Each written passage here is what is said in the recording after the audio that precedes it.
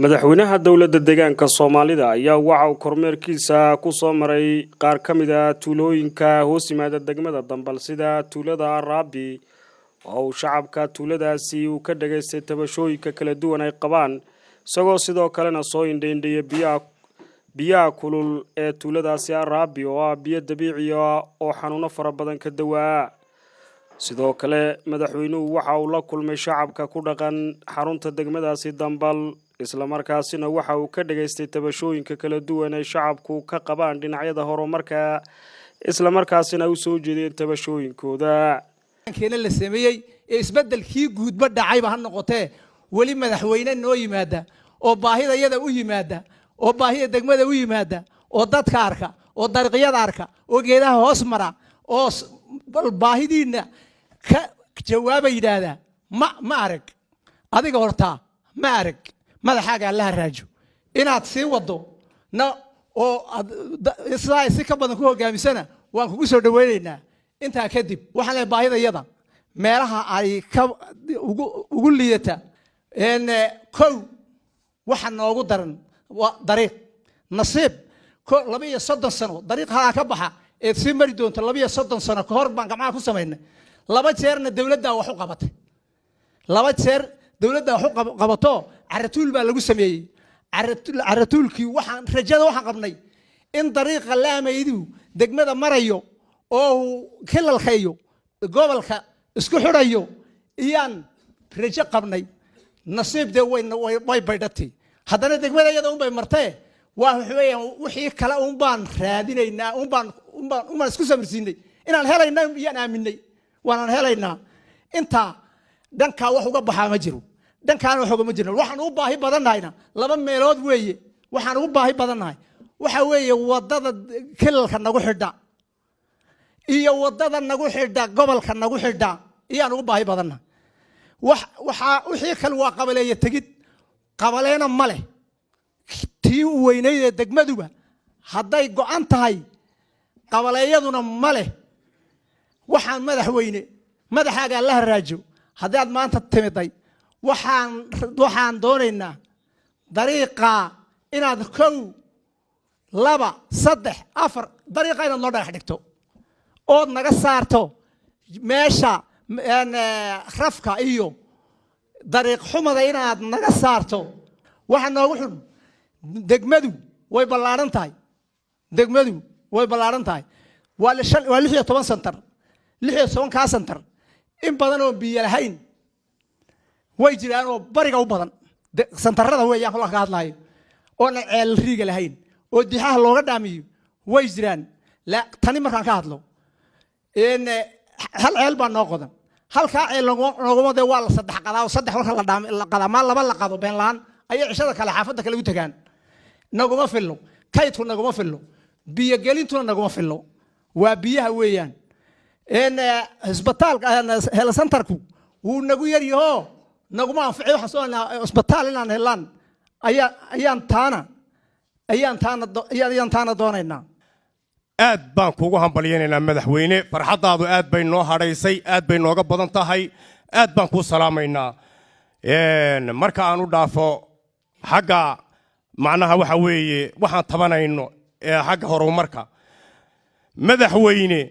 waxaan ka codsanaynaa mar labaad iyo mar saddexaad iyo mar afraadba waxaan ka codsanaynaa wadada halka ka baxda ee tulli ku dhacda inaad noo dhagax dhigto adoo madaxweynahayagiyo sharaf leh ayaa ka codsanaynaa marka labaad waxa kale oo ka codsanaynaa wadada aw sheegay duqi iga horeeyay waa runtii cadaankan weyn ee Dambaleed xaqarka shishaade xooluhu ku cunaya waraabo looma talaabo daad soo rugmado waa runtii inta haddii laga helo bariish loo sameeyana waxa weeye waan ka codsanaynaayo waa dariiqa halka ka talaabay laamayda halka kaga daraya isaguna laamayda dirba ka timid halka kaga daraya weeyaan xoolahan laga soo hoynba haddii daad soo rugmado waa runtii dhakhtarka kaniinigu buu la mid yahay waxaan codsanaynaa in dhakhtar weyn aad nooga dhigto madaxweyne oo dadka la dhigo iyadoo intaasoo hooyi ay qabaleeyada ay ku dhibaataysan tahay ayaa haddii laga helo la keenaya kolka waxba looga qaban kari waana waa la dhaafinaya tii kalena qabaleeyada ku dhibaataysan tahay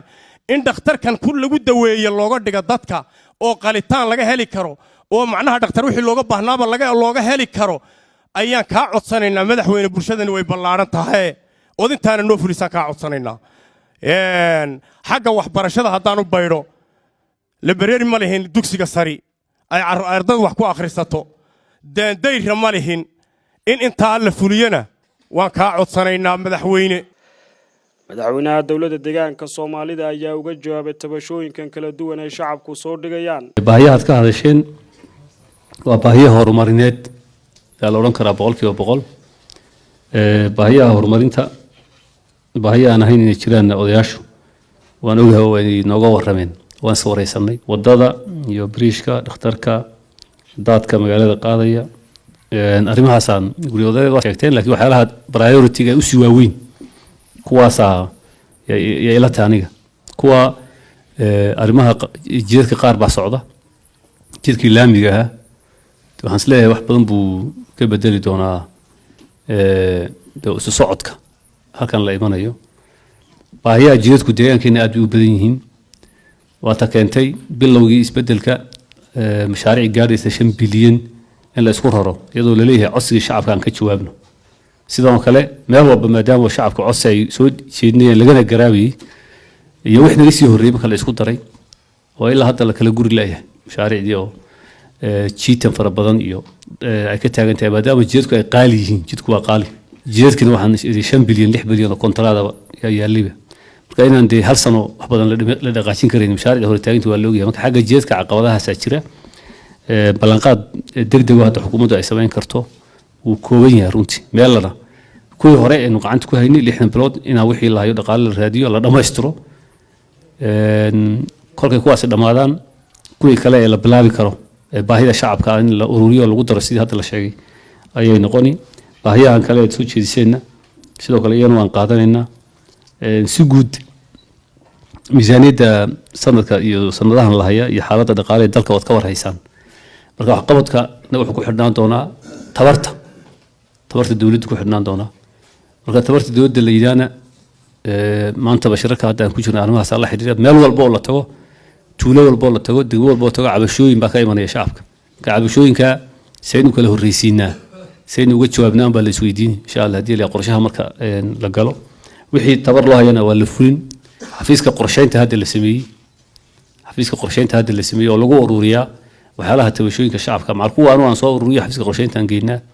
kadib waa halkaas laga soo daraasayaa baahida loo qabo iyo sida loo kala daran yahay inay soo diyaariyaan qoraal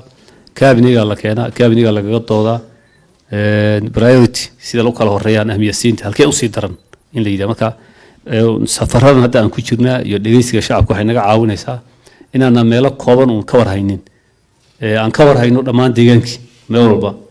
inaan martay waa xusuusanay meel aad martay iyo meel aad tegin isku mid ma oo baahiyahoodu way saameyn bay ku kala yeelayeen marka insha Allah hadii la yiraahdo wixii aan ka jawaabi karno aan ka jawaabaynaa wixii ay tahay inaan qorshe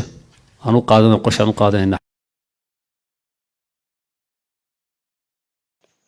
gudaana khiyaarteeda qiimaha iyo qadarinta mudan oo inta ayaan ku soo afmeeraynaa warbixinteennii ku saabsan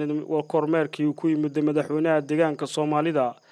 ee uu ku maray qaar ka mid ah tuulooyinka degmadaasi Dambal isla markaasina uu kaga dhageystay tabashooyinka kala duwan intaan barnaamijkan mid lamid ah ku kulmi doono Xasan Cabdo idin ku dhaafaya maana Allah